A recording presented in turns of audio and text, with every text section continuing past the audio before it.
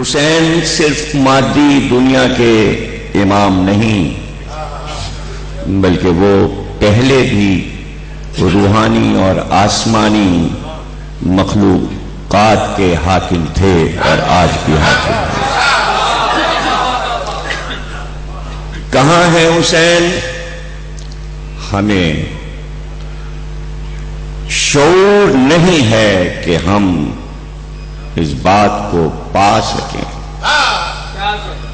کیا کوئی انسان یہ دعویٰ کر سکتا ہے کہ یہ بتائے کہ خدا کہاں کہاں ہے؟ خدا کے ہی تو پیارے نمائندے ہیں، جہاں جہاں اس کی خدائی ہے وہاں وہاں حسین حسین۔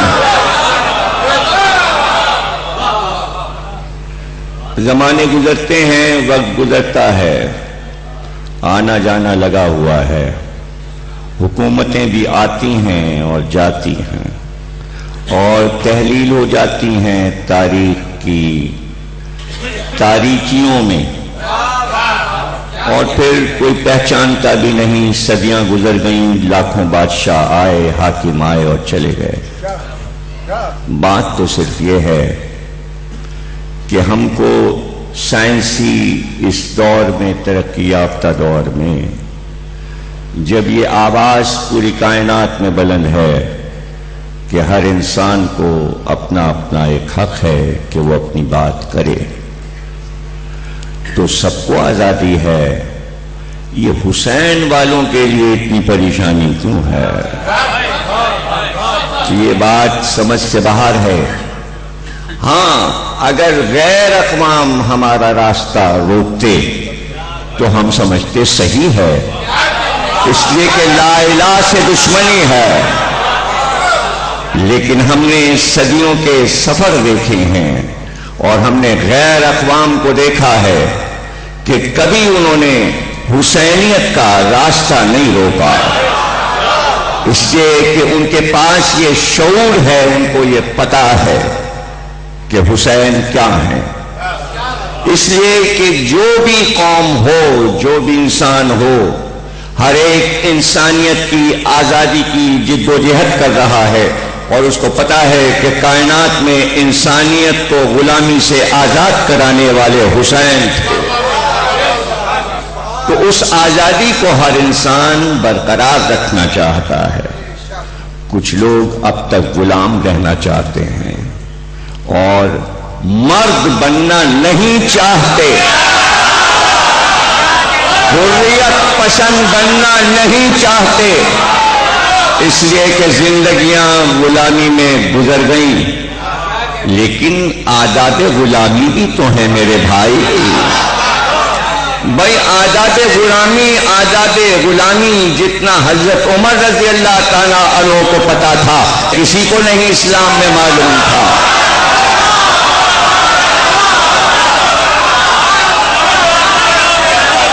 ان کا بیٹا امام حسن کے ساتھ بچپن میں کھیلنے گیا تھا، تو امام حسن نے کہا تھا تیرے ساتھ نہیں کھیلوں گا، تو غلام زادہ ہے۔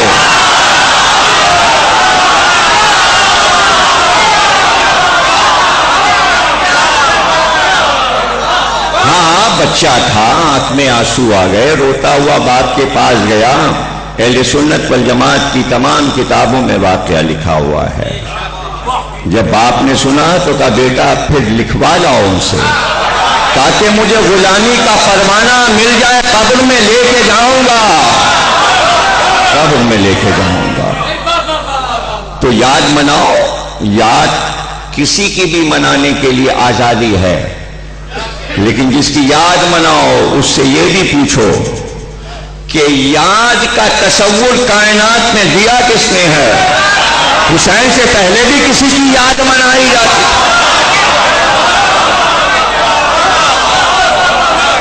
جلوس نکالو، ریلی نکالو، جلسے کرو، خود امن مناؤ، سب منائیں۔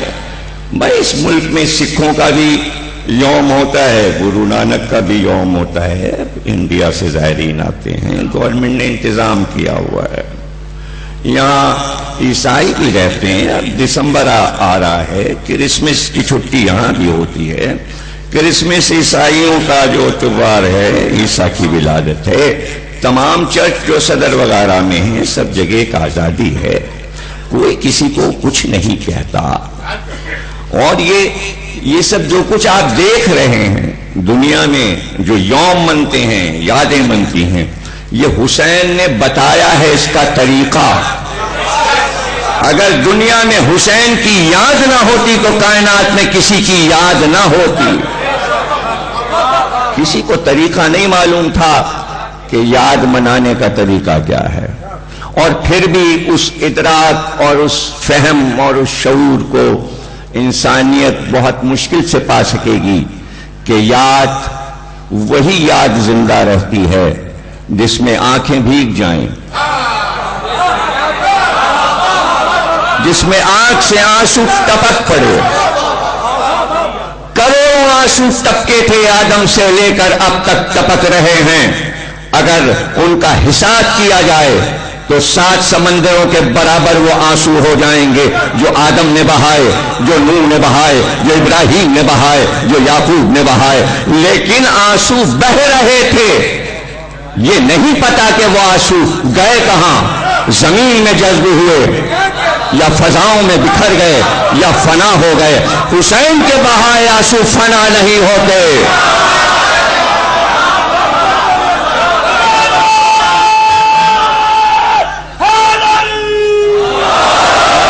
جو آنسو حسین پر گر گئے اس کی ایک قیمت ہے، قیمت مقرر ہے، قیمت مقرر کر دی گئی ہے، حدیثوں میں بتا دیا گیا ہے کیا ہے یہ آنسو، کیا عظمت ہے ان آنسوؤں کی۔ اور مستقبل کا پتہ تو صرف قرآن دیتا ہے، مستقبل کا پتہ پیغمبر دیتے ہیں، مستقبل کا پتہ حدیثیں دیتی ہیں۔ اور جب وہ وقت گزر جاتا ہے اور واقعہ ہو جاتا ہے، لوگ کہتے ہیں ہاں سچ کہا تھا پیغمبر نے۔ تو 1400 سال میں کیا کیا سچ ہو چکا پیغمبر کا بتایا ہوا، تو ابھی جو باقی ہے وہ بھی تو سچ ہے۔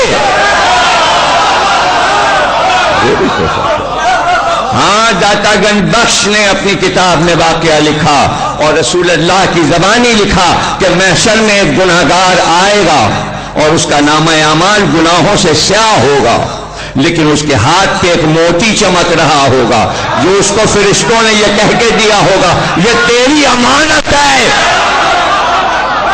یہ تیری امانت ہے۔ اور پھر وہ پوچھے گا اس کی قیمت، فرشتے کہیں گے اس کی قیمت انبیاء سے لو جا کے، اور پھر وہ آدم کے پاس جائے گا، میرا نامہ اعمال گناہوں سے سیاہ ہے لیکن اللہ کی طرف سے فرشتوں نے مجھے یہ موتی دیا ہے، مجھے اس کی قیمت چاہیے۔ آدم کہیں گے میرے پاس اس کی قیمت ادا کرنے کے لیے کچھ نہیں ہے۔ پھر وہ نوح کے پاس جائے گا، پھر ابراہیم کے پاس، پھر موسیٰ کے پاس، پھر عیسیٰ کے پاس، اور ہر پیغمبر کہے گا جاؤ آخری پیغمبر کے پاس جاؤ، وہی اس کی قیمت دے سکتے ہیں۔ اور جب وہ پیغمبر آخر کے پاس آئے گا وہ موتی لے کر، تو وہ کہے گا اس کی قیمت صرف میری بیٹی فاطمہ دے سکتی ہے، اس لیے کہ تیرے پاس جو امانت ہے یہ میرے نواسے حسین کی یاد میں تیرا بہایا ہوا آنسو ہے۔ آنسو معرفت الہی، یہ سب معرفت الہی ہے، یہ اللہ سے محبت ہے۔ اللہ سے محبت ڈائریکٹ دنیا میں کوئی نہیں کر سکتا، جب تک کوئی بیچ میں نہ ہو اللہ کسی کی محبت کو لیتا ہی نہیں، اس لیے کہ اللہ نے یہ کہہ دیا کہ ہم نیت کو پرکھتے ہیں، عمل نہیں دیکھ رہے ہوتے، ہم نیت دیکھتے ہیں۔ اور کیا تمہیں پتا نہیں مجھ سے محبت کی نیت کا نام ہے حسین؟ نیت محبت ہے، اس لیے کہ نیت کوئی سنتا نہیں، دل میں نیت ہوتی ہے، دل ہی میں محبت ہوتی ہے، محبتی کا نام تو نیت ہے۔ تو ہمیں نیت کرنا نہیں پڑی، اس لیے کہ ماؤں کے رحموں میں اور باپ کے سلبوں میں ہم نیتیں کر کے چلے تھے.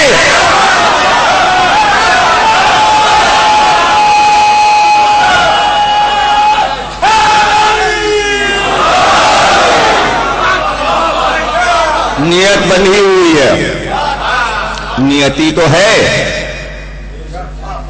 کوئی جگہ کا تعین نہیں ہے کہ وہیں جا کے حسین کا ذکر کرنا ہے. جہاں ہم ہیں وہیں ذکر حسین. یہ تو معرفت کی راہ ہے کہ امام باڑوں کے دروازے کھلے ہیں, تو معرفت بڑھانے کے لیے ہم امام باڑوں کا رخ کرتے ہیں. ہم اپنی ذات میں, اپنے دل میں ایک امام باڑہ رکھتے ہیں. ہر اداکار کا دل جو ہے وہی اس کا ادا خانہ ہے. جہاں حسین رہتے ہیں وہی امام.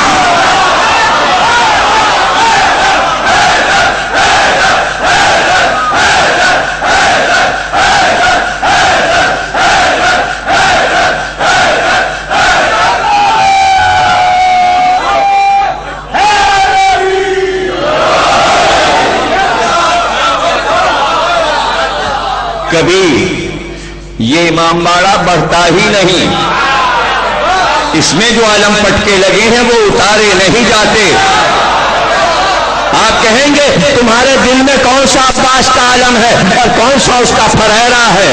ارے دل کا لہو عباس کے علم کا فریرہ.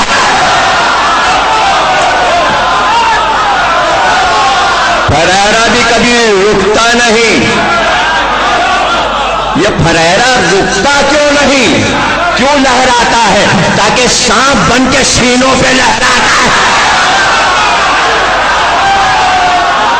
یہ فریرہ لہرایا, کسی کے سانپ لوٹا. اور ہمارے دل میں لہو ہے جو پرچم بنا ہوا ہے. اور کوئی پوچھے کہ وہ لہو جو دوڑ رہا ہے تمہارے دل میں اور تمام جسم اور اعضاء میں جا کر تمہاری پوری مملکت کو قائم رکھے ہوئے ہے, وہ لہو کا پرچم جسے تم نے عباس کے نام کر دیا ہے, تو یہ تو بتاؤ کہ ہم کیسے دیکھیں. تو آ جانا پھر, جب آنسو ٹپکیں تو پتا چلے گا. اس لیے کہ کئی لاکھ قطرے جب تحلیل ہوتے ہیں تو ایک آنسو بنتا ہے. آنسو پانی نہیں ہے, آنسو لہو ہے. آنسو لہو ہے. تو ہر آن آنسو گر رہا ہے, یہ لہو ہے, یہ لہو ہے. کچھ لوگ زنجیر کا ماتم کر کے لہو گرا دیتے ہیں,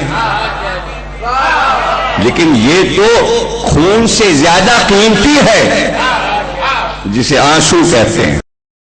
آنسو, آنسو کی تاریخ کوئی سمجھا نہیں, آنسو کی تاریخ کوئی سمجھا نہیں.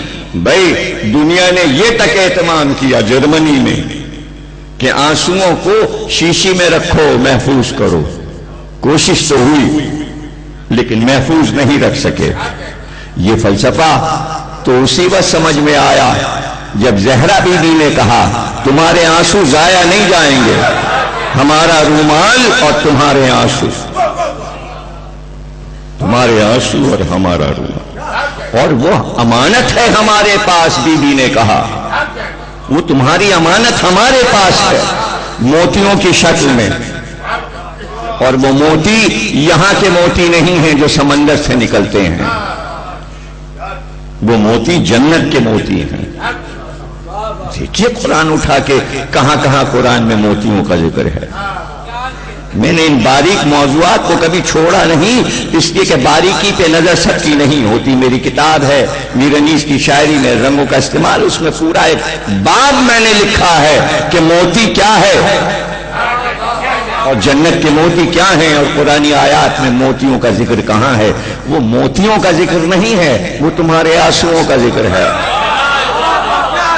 اب سمجھنا یہ سب کچھ تو باہر کہتا ہوں میں, شعور ہو, ادراک ہو, عقل ہو, اسی لیے قرآن بار بار تقاضا کرتا اور میں بھی بار بار اس کو دہراتا رہتا ہوں ہمیشہ. تاقلون تاقلون, عقل سے کام لو, عقل سے کام لو, عقل سے کام لو. परवरदिगार को बार बार ये बात कहना पड़े इंसानों से अक्ल से काम लो, क्या तूने अक्ल नहीं दी? हाँ दी है, मगर इस्तेमाल कहाँ करते हैं, इसलिए कहना पड़ता है अक्ल से काम लो। लोग इसे मजाक समझते हैं जब माँ बाप कहते हैं अक्ल से काम लो, अक्ल से काम लो। अरे इतने मुहावरे किसी और चीज के लिए भी मशहूर हैं जितने अक्ल के लिए हैं। जहां बेवकूफी का काम किया का अक्ल के पीछे तो लट लेके फिरते हो। काम ना कर पाए और दूसरे ने कर दिया तो बाप ने कहा यूं होता है काम। अब बताओ अक्ल बड़ी के भैंस बड़ी? कहां कहां अक्ल के मुहावरे अरबी में, फारसी में, उर्दू में और दुनिया की तमाम जबानों में। क्यों? सिखाने के लिए, बताने के लिए। असली चीज है अक्ल, दिखाई नहीं देती। मशहूर इतनी है, मशहूर इतनी है और हर एक ये दावेदार है हमारे पास है। बेवकूफ ने भी कभी ये नहीं कहा नहीं है हमारे पास। अहमक भी नहीं कहता नहीं है हमारे पास। बदअक्ल भी नहीं कहता कि नहीं है हमारे पास, बल्कि कुछ ज्यादा ही बढ़ता है, ज्यादा ही बताता है। दावे इतने बड़े बड़े, दावे इतने बड़े बड़े और बात समझना मुश्किल। तो जबान खुली, अली ने कहा जबान खुली और बंदा पहचाना गया।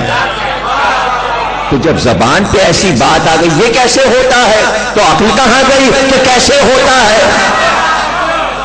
हमसे पूछ रहे हो ये क्या है और वो क्या है, अपनी अक्ल से पूछो। और हमारे जो बहुत ज्यादा अक्ल वाले हैं वो जवाब देने बैठ जाते हैं ऐसा नहीं ऐसा, ऐसा नहीं ऐसा, बड़ा कारनामा कर रहे हैं। अरे उससे पूछो तेरे पास अक्ल है, तूने अपनी अक्ल से क्यों नहीं पूछा? इसलिए कि तौहीद की मार्फत इलाही में पहली शर्त यह है कि न हो कोई नबी, ना आए कोई पैगंबर। हमने अक्ल इसलिए दी है कि वो तौहीद को पहचाने। अक्ल पहली गवाह है तौहीद के लिए, अक्ल पहली गवाह है तौहीद में। अब जाहिर है कि हमारे सामीन के लिए फलसफे और मुश्किल मौज़ूआत और मुश्किल अल्फाज ये सब कुछ मुश्किल नहीं होती, इसलिए मैं जल्दी जल्दी निकलता चला जाता हूं। क्या क्या मैं इसकी तशरीह करूं? आंख खोल के जब बच्चा जवान होकर कायनात को देखता है तो अक्ल ही तो बताती है ये आफताब इतना बड़ा किसने बनाया, ये सितारे किसने बनाए, ये फजा किसने बनाई, ये दरख्त किसने बनाया। फिर वो अपने आप को सोचे ये आंख किसने बनाई, ये कान कैसे बन गया, ये हाथ कैसे बन गए। और फिर साइंस की चीजों को भी देखता है, ये जहाज कैसे बन गया, ये टेलीविजन। लेकिन जो सोचे ही ना कि क्या चीज कैसे बन गई और कहां से आई और क्या है, तो इसके माने अक्ल नहीं है। और अगर अक्ल है तो वो तौहीद को पाता जा रहा है। न्यूटन से बड़ा भी कोई साइंसदान गुजरा है जिसने शक्ल जमीन को दरियाफ्त किया, जिस पर साइंस की बुनियाद है। अगर वो पता न लगाता कि कशिश जमीन है तो आज साइंस आगे बढ़ सकती थी, तरक्की कर सकती थी। न्यूटन जो इतना बड़ा साइंसदान है, उससे किसी ने पूछा तुमने खुदा को कैसे पहचाना? कहा 3 चीजों से पहचाना, सिर्फ 3 चीजों से। मैंने अपनी आंख से पहचाना कि रब है। मैंने सोचा कि ये आंख किसने बनाई है और कैसे बनाई, ये आंख देखती कैसे है। फिर मैंने आंख के अंदर से सांप देखी, उसका नक्शा देखा। फिर मैंने कान को देखा कि एक लंबी सुरंग है, अंदर एक पर्दा है, कई करोड़ आवाजें एक साथ कायनात में गूंज रही होती हैं, लेकिन अंदर के पर्दे को पता है ये आवाज किसकी है और ये आवाज किसकी है और ये आवाज किसकी है। न्यूटन कहता है करोड़ों आवाजों में से हम जब चाहते हैं तो सारी आवाजों को रोककर एक आवाज सुनने लगते हैं और इधर उधर ध्यान नहीं देते। तो ये कान को ताकत किसने दी है? अब इस वक्त तुम कोई आवाज नहीं सुनना चाहते, सिर्फ तुम हुसैन हुसैन और कान सुन।